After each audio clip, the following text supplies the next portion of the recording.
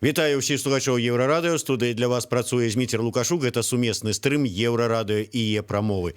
Па выніку ўчорашніх падзей каля 3000 чалавек па ўсёй Беларусі былі затрыманыя. Пратэсты адбываліся ў 33 гарадах краіны. 50 чалавек атрымалі былі параненыя ў рознай ступені цяжкасці. Гэта афіцыйная інфармацыя. Пра тое, што адбывалася ў краіне апошнія дні і чаго чакаць у будучым, мы паспрабуем прааналізаваць і прагаварыць на будучае з маім госцем, палітычны аглядальнік Валерый Карбалевич. Добрый дзень, спадар Валер. Добрый дзень. Спадар Валер, давайте, можа быць, з самага пачатку. Да, было крыху нечакана падчас гэтай выбарчай кампаніі з'яўленне так званых нечаканых кандыдатаў, прэтэндэнтаў у прэзідэнты. Але далей, як развіваліся падзеі і рэакцыя людзей і ўлады на апошнія гэтыя дні падчас датэрміновага галасавання, учора апошні дзень асноўнага галасавання. Ці варта было гэтага чакаць? Ну, з аднаго боку, гэта можна сказаць нечакана, а з іншага боку, калі глядзець, як развівалася сітуацыя з пачатку выбарчай кампаніі, то, ў прынцыпе, дзесьці гэта было чакана. Таму што, глядзіце, Лукашенко, калі ўбачыў пагрозу, ён прыбраў асноўных сваіх канкурэнтаў. Сергея Ціхановскага, Віктара Бабарыку пасадзіў у турму, выціснуў з кампаніі Валерыя Цэпкала. Ну і, як лічылі ўлады, цяпер можна ўздыхнуць з палёгкаю, бо засаліся 3 спойлеры, які налічылі. Ну і тэхнічны кандыдат Святлана Ціхановская. У іншай сітуацыі можна так і здарылася, што выбары ўжо на гэтым спыніліся. Але тут аказалася, што ў Беларусі за гэты кароткі час, 2 месяцы, саспела, паўстала, бурна стала развівацца грамадзянская супольнасць. І менавіта гэтая грамадзянская супольнасць стала такім драйвам, такім штурхавіком ці фактарам, які паўплываў на далейшую хаду кампаніі. А аказалася, што пратэсны электарат сышоўся на падтрымцы Святланы Ціхановскай, і з тэхнічнага кандыдата яна стала рэальным кандыдатам. І гэта было для ўсіх нечакана для ўлады. Я думаю, што Лукашенко вельмі пашкадаваў, што зарэгістраваў яе, але ўжо было потым позна. Ну і вось мы атрымалі такі двубой паміж Александром Лукашенком, ветэранам палітыкі, не толькі беларускай, але і сусветнай, дасведчаным чалавекам, і хатняй гаспадыняй, жанчынай, якая толькі 2 месяцы назад увогуле звярнула ўвагу на палітычнае жыццё ў краіне. І аказалася, што і ён ёй прайграў. І гэта, конечно, самы дзіўны, цікавы і парадаксальны момант беларускай кампаніі. Калі сачыць за выказваннямі Александра Лукашэнкі, дакладней, можа быць, за яго інтанацыямі часам гэтай выбарчай кампаніі, як яны змяняліся? Я маю што на ўвазе? Глядзіце, падчас папярэдніх кампаній, па яго меркаванні, хто супраць яго выходзіў, супраць яго галасаваў? Вось гэтыя ўсе маргіналы з традыцыйнай апазіцыі, гэтыя, як ён любіць здзеклівымі інтанацыямі гаварыць, гэтыя свядомыя. А зараз, здаецца, яго электарат, стабільны яго электарат супраць яго узняў галаву.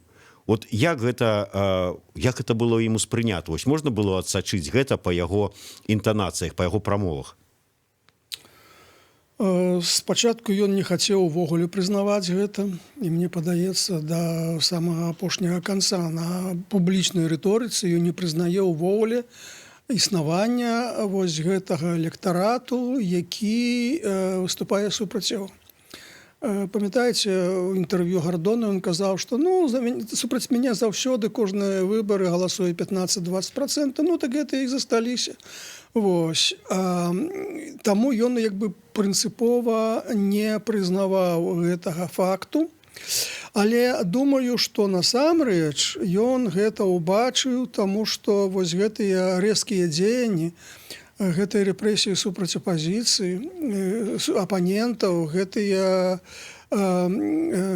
дзеянні, што ён увогуле прыбраў Ціхановскага, Бабарыку, Цыпкала, сведчыць пра тое, што ён разумеў, што электаральным сэнсе з імі змагацца яму невыгадна, ён ім прайграе.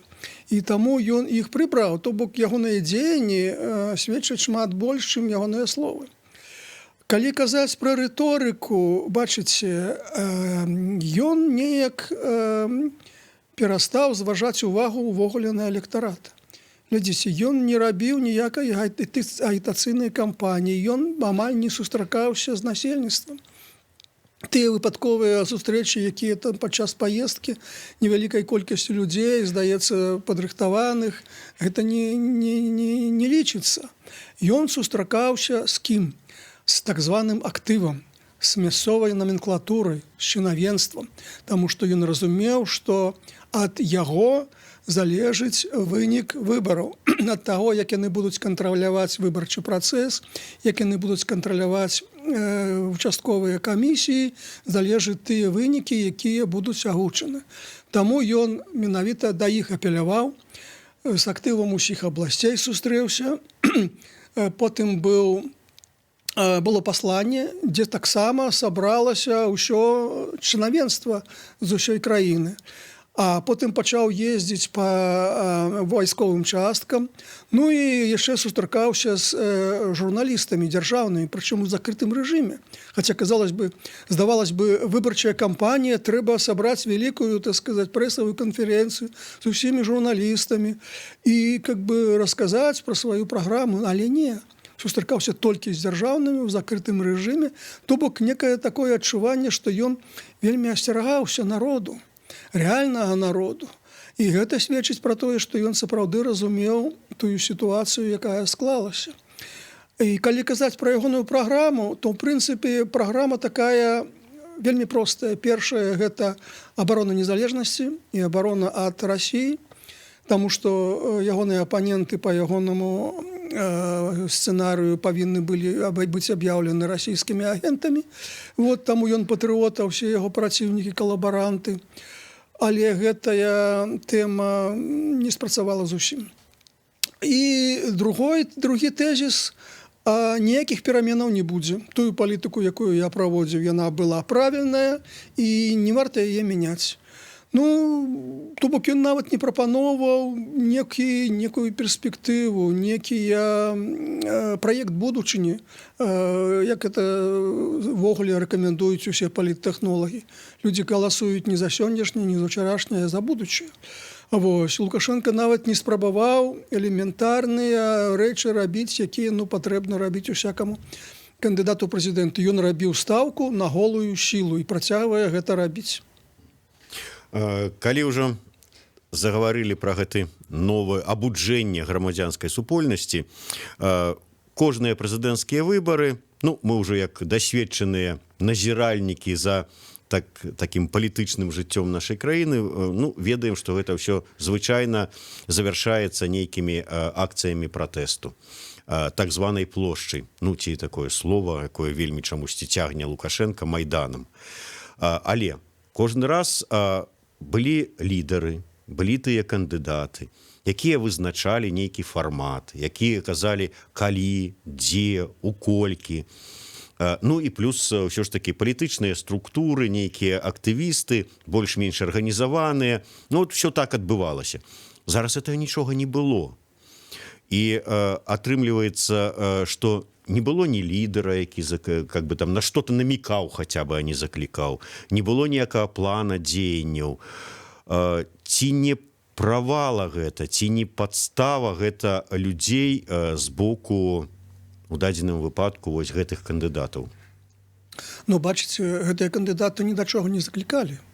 Таму некія прэтэнзіі на іх адрас цяжка прадавіць. І ўладам, і магчыма, грамадству. Іншая справа, што з боку грамадства прэтэнзіі былі бы з іншага боку. Але праблема ў тым, што менавіта вось гэтае грамадства, гэтая грамадзянская супольнасць вылучыла, выштурхала Святлану Ціхановскую насуперак яе жаданню і волі стаць альтэрнатыўным кандыдатам. І таму яна хутчэй ішла як бы ўслед за грамадзянскай супольнасцю, а не лідзіравала. І ў гэтым сэнсе тая самая гісторыя апынулася і наконт гэтых пратэстаў. Менавіта грамадзянская супольнасць, самаарганізацыя, стыхійная самаарганізацыя і стала галоўным чыннікам гэтых пратэстаў. І тое, што яны адбыліся адначасова ў такой вялікай колькасці гарадоў, сведчыць менавіта пра гэта. Таму што, можа быць, там некі план у сталіцы, а ў рэгіёнах. Вось, таму мы як бы прысутнічаем пры першае стварэнні грамадзянскай супольнасці Беларусі, другое завяршаючым працэсам фармавання беларускай нацыі. Таму што нацыя фарміруецца менавіта тады, калі ёсць некі агульнанацыянальны праект, які як бы не абавязкова курыруецца з боку дзяржавы. Вось. І таму па выніках гэтай кампаніі мы можам рабіць вельмі вялікія высновы наконт таго, якія працэсы адбыліся ў беларускім грамадстве і якія там будзе мець наступствы. Такім чынам атрымліваецца, што на сёння такая тое, што фармуе ці завяршае фармаванне нацыі, ледзь не нацыянальная ідэя, гэта патрэба сумленных выбараў?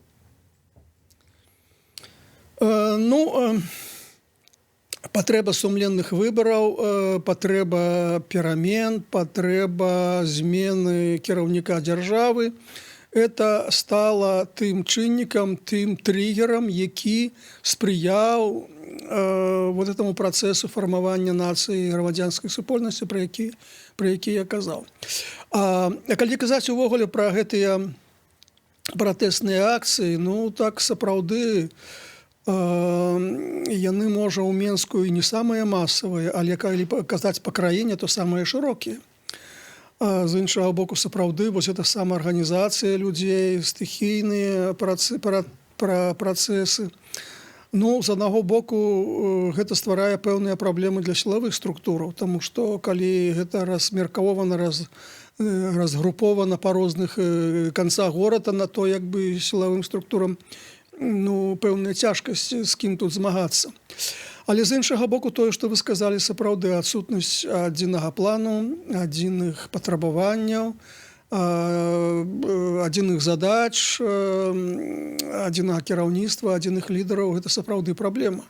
Таму што не да канца зразумела людзі выходзяць дзеля чаго.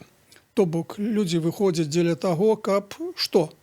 Каб правесці новыя выбары, ці патрабаваць справядлівага падліку гэтых выбараў, ці чаго.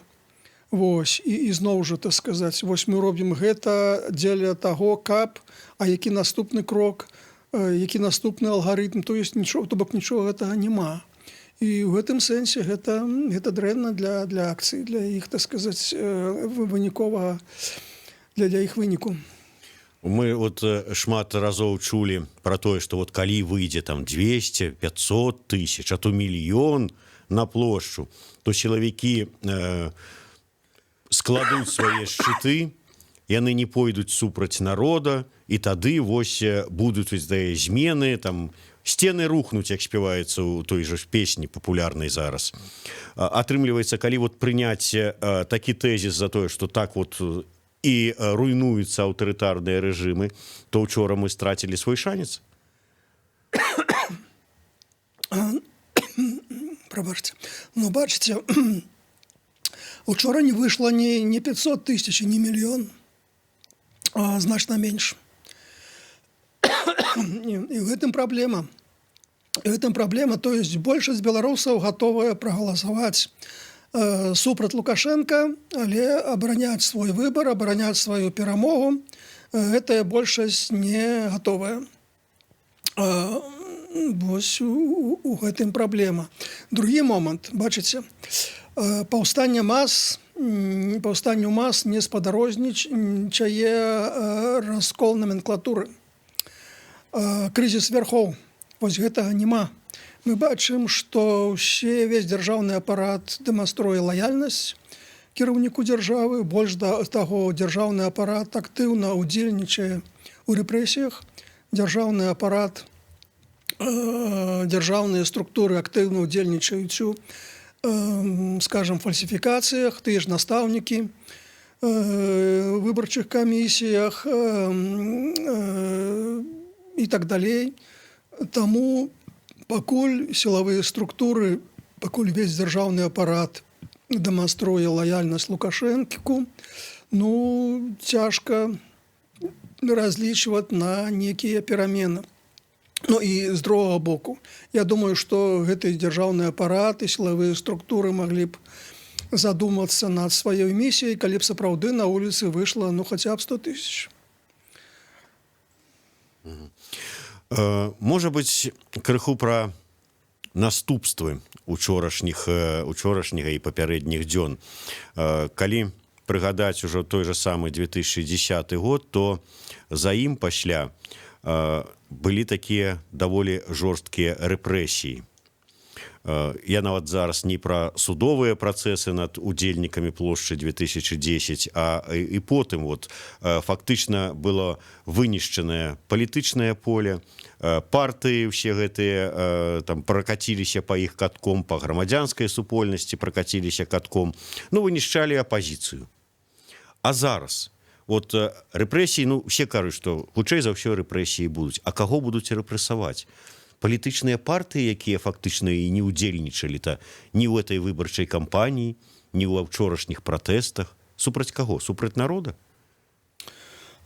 Супраць тых людзей, якіх злавілі, супраць тых людзей, якія пратэставалі, супраць найбольш актыўнай часткі грамадзянскай супольнасці, якая цяпер паўстала. Супраць іх і будуць гэтыя рэпрэсіі. А рыкашэтам яны павінны ўдарыць і па ўсіх астатніх. Учора Лукашенко ясна сказаў, што будзем разбірацца з медыямі, з замежнымі медыямі асабліва. То бок, ён, так сказаць, празрыста намякнуў, што так, рэпрэсіі будуць.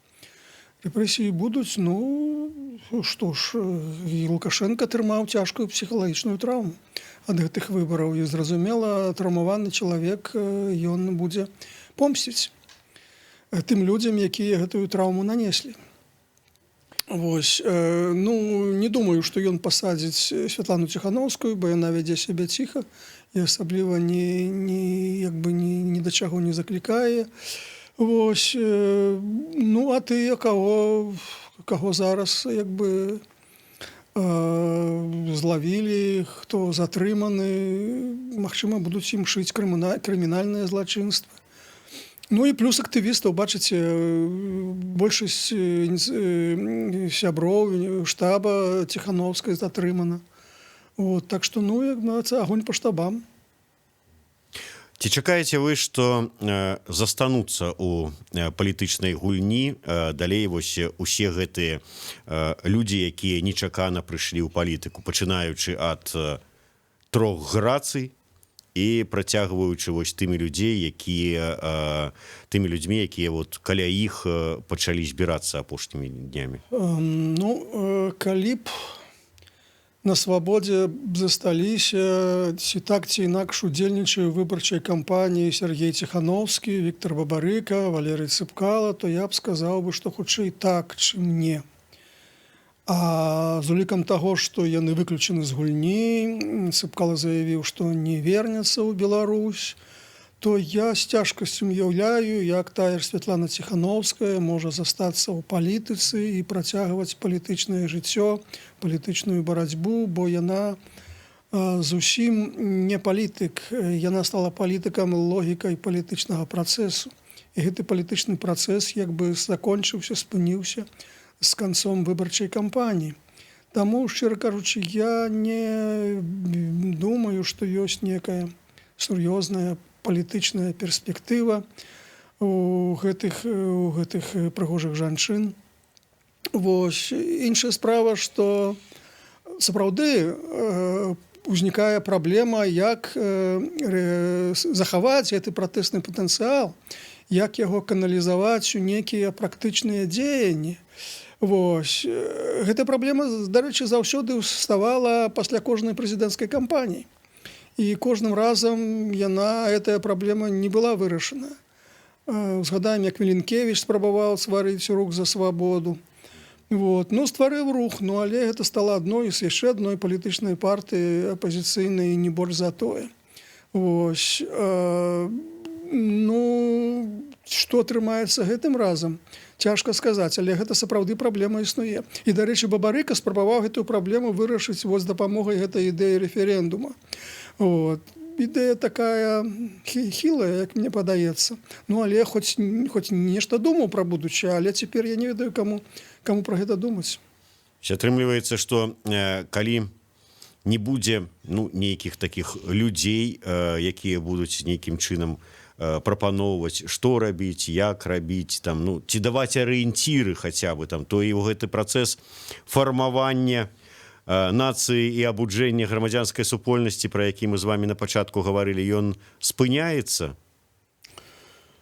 Ну, ведаеце, грамадства не можа доўга знаходзіцца ва ўзбуджаным палітызаваным стане. З заканчэннем кампаніі, зразумела, будзе спад. Але вось сапраўды пытанне, хто можа капіталізаваць гэты пратэсны патэнцыял, гэта пытанне застаецца. І, напрыклад, калі б той жа Дзмітрыеў, дарэчы, зараз зрабіў гераічны паступак і зняўся з выбараў на карысць Святланы Ціханаўскай, вось гэты подзвіг яму мог бы, так сказаць, далічыцца, і ён мог бы паспрабаваць. Ён адзін з гэтых людзей, як бы палітык, які спрактыкаваны палітык, даўно ўжо і вопытны ў палітычным жыцці, мог бы паспрабаваць, так сказаць, каналізаваць гэта, вакол гавары праўду, неяк і так далей. Ну, але ён гэты шанец страціў, як і астатнія, так сказаць, трое кандыдатаў. Таму я думаю, што пытанне адкрытае. Я, дарэчы, размаўляў з Сергеем Чэрачнем і пытаўся ў яго, бо ён казаў, што трэба і пасля выбараў, далей, не спыняцца, неяк развівацца. Казаў, ці атрымаецца, як вы думаеце, ці плануеце вы гэты электарат, які, можа быць, страціць па заканчэнні кампаніі гэтых самой грамадскасцю прызначаных лідараў у якасці Ціханаўскай, Калеснікавай і Цапкала, зараз яго пад сябе падгрэбсці. Ён кажа, мы ўжо пра гэта думаем і будзем гэта спрабаваць рабіць. Як думаеце, атрымаецца? Ну, бачыце, Чэрачын зрабіў тую ж самую памылку, што і Дмітрыю. Трэба было здымацца. І тады ў яго быў бы сапраўды гэты такі добры палітычны капітал. І ён яго упусціў, таму не ведаю, цяжка цяпер штосьці пра гэта казаць. Міжнародная будучыня.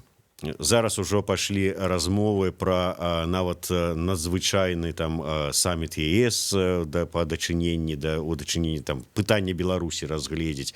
Ізноўку стануць на павестку дня пытанне санкцый, увядзення і гэтак далей.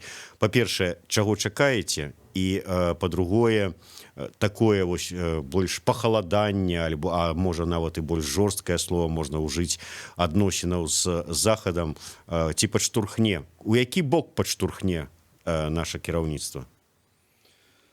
Ну, бачыце, сёння ўжо Лукашенко крытыкаваў заходнія краіны, з якіх нібыта бы мадэруюцца гэтыя пратэсты.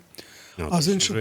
Лялькаводы ўжо не ў Маскве. Так, а з Масквы прыслалі тэлеграму з віншаваннем. І з Китая таксама. Таму здаецца, што такі паварот з захаду на ўсход.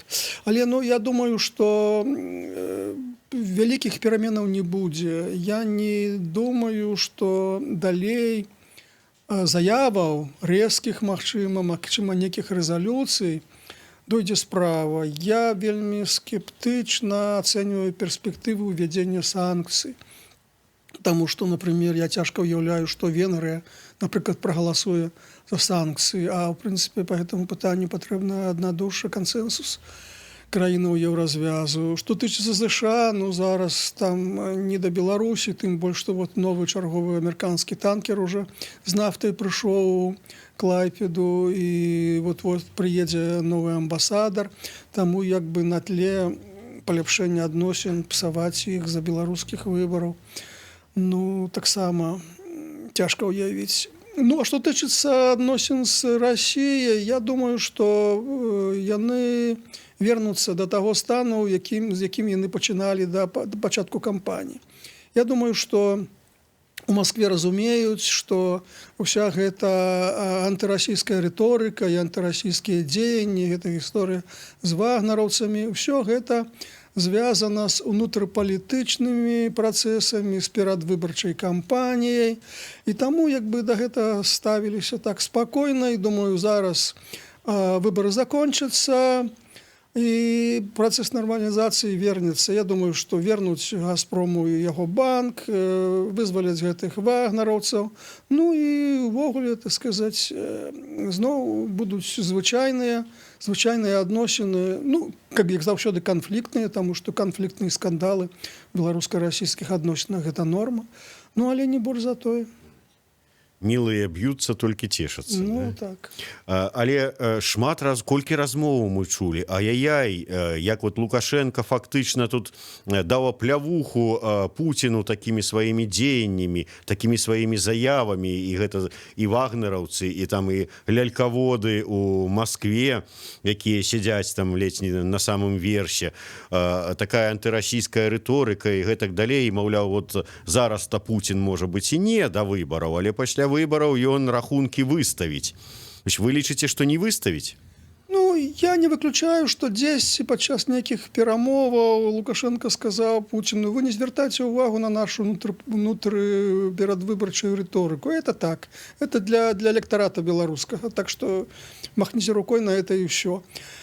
Ну, а калі казаць пра больш, так сказаць, глыбокія рэчы, ну, пасля гэтых выбараў Лукашенко будзе аслаблены. І Пуцін мусіць паспрабуе як бы скарыстацца гэтай сітуацыі, каб мацней націснуць на Лукашенку, каб прымусіць яго да гэтага паглыблення інтэграцыі. Ну, але, шчыра кажучы, я не вельмі думаю, што Лукашенко пойдзе насустрач, таму што любы крок па паглыбленні інтэграцыі азначае страту пэўнага часткі беларускага суверэнітэту. Па пытаннях суверэнітэту ў Беларусі існуе практычна кансэнсус. Ну, да таго ж, гэтае пытанне для Пуціна страціла ўжо тую актуальнасць, якую яна мела до таго, таму што Пуцін вырашыў для сябе праблему 2024 года працягнення ўлады, і таму зараз праект саюзнай дзяржавы для гэтага яму асабліва не патрэбен, таму як бы прышпорваць гэты працэс Пуцін наўрад ці будзе. От некалькі дзён, дакладней пасля гэтай сітуацыі з вагнераўцамі, я некалькі расійскіх палітолагаў чытаў, той же самы Ілья Грашчэнкоў, які заявіў, што ўсё, гэта ўжо канкрэтны сігнал таго, што ніякай інтэграцыі, пра ніякую інтэграцыю гаварыць не варта. Увогуле Мінск разрывае фактычна з Масквой і абірае там заходнюю еўрапейскую такі накірунак далейшага развіцця. У іншых таксама чытаў нешта такого кшталту. Атрымліваецца, і яны там так вот на публіку на сваю працавалі, нешта там нагнеталі, большым адпавядае рэчаіснасці.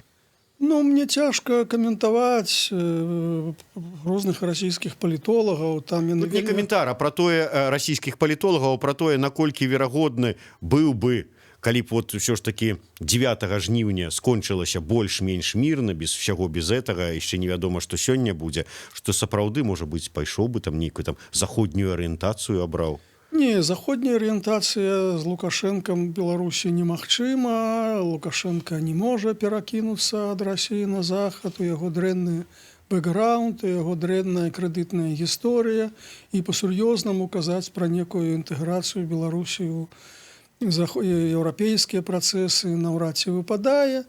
Вось, ну але некае пэўнае дыстанцыяванне ад Масквы, выкліканае логікай эканамічнага супрацоўніцтва, вось хаця бы гэтай нафтавай праблемай, калі Лукашенко сказаў, што нельга залежыць ад адной дзяржавы, патрэбна там, так сказаць, там 30-40% ад Расіі, там 30-40% недзесьці з поўдня прывезці, 30-40% там праз Клайпеду.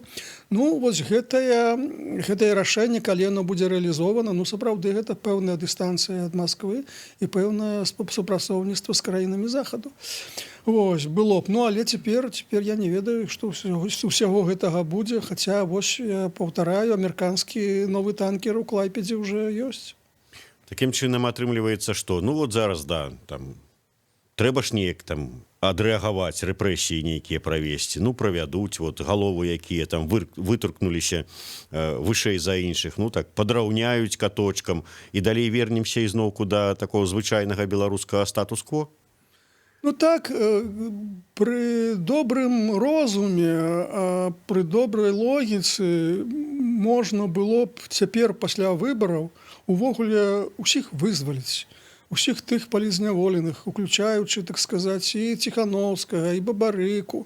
Вось, увогуле, краіна без палізняволеных. І я думаю, што на гэтыя выбары тады закрылі б вочы, і ўсе заходнія палітыкі увогуле гаварыць не было б пра што. Ну, але я не думаю, што Лукашенка хопіць, ну, як бы некага пачуцця палітычнага, каб гэта зрабіць, бо ён вельмі траўмаваны, яшчэ раз паўтараю, ён будзе старацца як бы за гэтую сваю траўму некага наказаць, пакараць. Мы вось як людзі такія дасведчаныя, вопытныя і дзесьці цынічныя, там гаворым пра гэты статус-кво беларускі, вяртанне і ўсё. Але вот тыя людзі, якія вот зараз новыя, не бітыя, як вот кажуць, ну, правда, ўжо троху пабітыя, якія вот зараз толькі прыйшлі ў гэтую грамадзянскае нейкае жыццё, вырашылі праявіць нейкую пазіцыю. Для іх вот гэта, якіх па падліках разам з сем'ямі, можа, дзесьці мільён, якія вот зараз адчулі сябе праціўнікамі і Александра Рыгоровича, і гэтага рэжыма, і якіх зараз вот падманулі, яны лічаць сябе падманутымі, яны лічаць сябе абражанымі.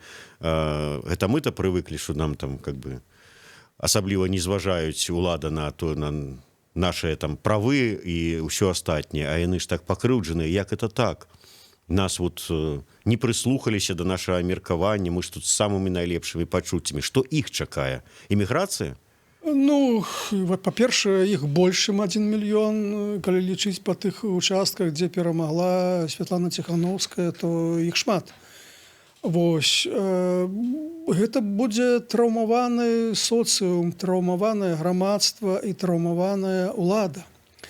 Гэта будзе палітычны рэжым, які пазбавіўся значнай часткі сваёй легітымнасці.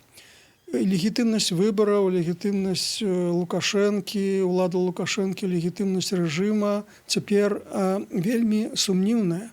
І гэта новая сітуацыя, якая будзе даволі значна ўплываць на ўсе грамадска-палітычныя працэсы. Сілавы кампанент у палітыцы рэжыма, ён павінен узрастаць.